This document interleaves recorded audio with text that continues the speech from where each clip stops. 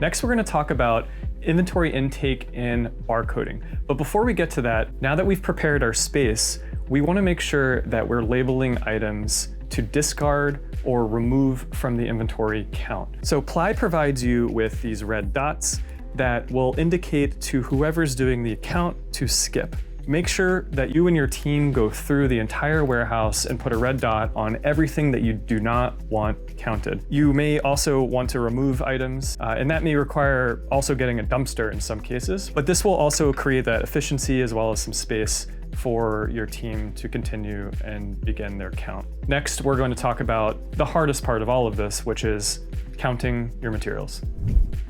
Seems easy, but absolutely the longest and definitely the most tedious phase of your inventory intake process. But I'm going to show you 3 different ways that you can count that will hopefully speed up your process and create a little bit of efficiencies. So the first way is just your traditional hand count.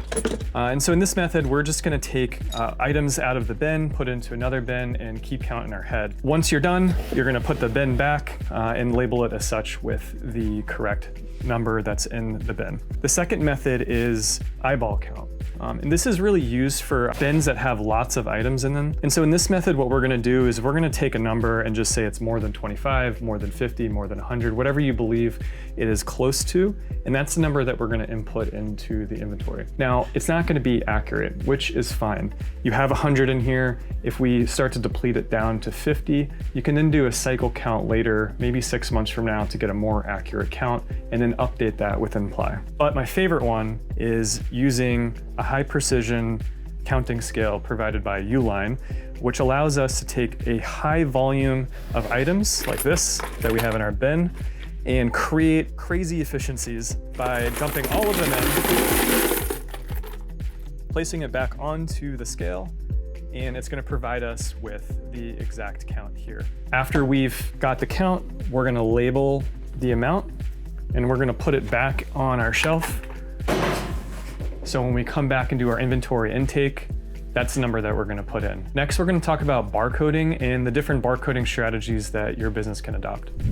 Just like counting, Ply provides you 3 different types of methods for applying and using barcodes. Now, you can use any number of barcode schemas within your organization, or you can use just one. The first one that we support is being able to use pre-printed barcodes that Ply provides you during your onboarding experience. You can peel off one of these barcodes, place it on the bin, and you can do your inventory intake process from there. You'll scan the barcode, you'll input the quantity, and you'll move on to the next one. The other method for adding barcodes into Ply is using the manufacturer box that will have the pre-printed barcode on it. This barcode will be the one that you scan with the scanner to initiate the intake and then putting in the quantity. There may be several barcodes on this box. You should get all of them, or as many as you can. This way that if anyone is pulling that item during their pick, they can scan any one of those and it will roll up to the same item. Now finally, Ply has partnered up with Brother Mobile Solutions to provide you with a series of supported printers that allows you to have a barcode scanner out in the field or inside of the warehouse.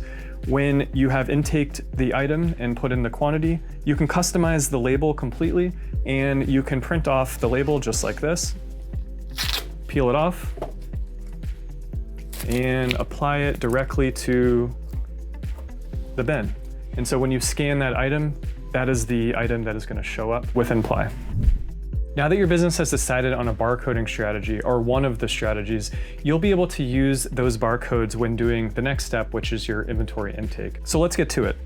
For this example, I'm going to apply one of our pre-printed barcodes that we discuss onto a bin, like this.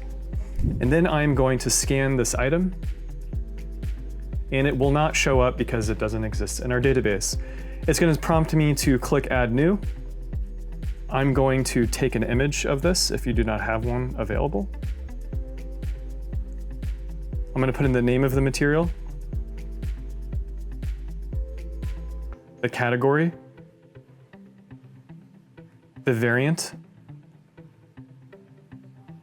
and I'm going to apply the aisle, the bay, the level, and the bin number. I'm then going to take the count that one of my other team members provided put in the mins and the maxes, and you can see that the barcode that we've already scanned is here, and we're gonna hit save. We're gonna confirm that this is set up, hit save, and that's it. So we're gonna scan over this item, and now we can have the available options of updating it if we've made a mistake, or transferring it to a job or location. This process should really only take you a minute or so per item, so don't feel like it's a daunting task, and that's it. All right, now that we've established an inventory intake process and a barcoding strategy using all of these amazing tools, let's put it into practice. In the next video, we're going to discuss inventory management and how to purchase with Ply.